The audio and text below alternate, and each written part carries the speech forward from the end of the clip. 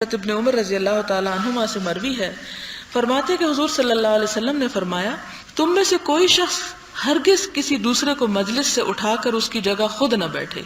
یعنی یہ تہذیب کے خلاف ہے، بلکہ مجلس میں وسعت اور گنجائش پیدا کیا کرو۔ اور حضرت ابن عمر رضی اللہ تعالی عنہما کے لیے جب کوئی شخص مجلس سے اٹھتا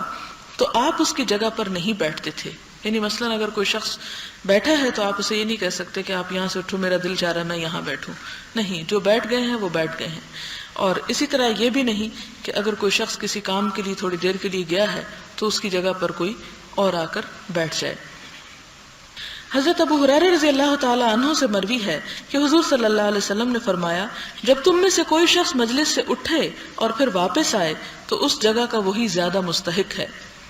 حضرت جابر بن سمرہ رضی اللہ تعالی عنہ سے مروی ہے، فرمایا، جب ہم حضور صلی اللہ علیہ وسلم کی خدمت میں حاضر ہوتے تو ہم میں سے جسے جس جگہ جہاں جگہ ملتی بیٹھ جاتا،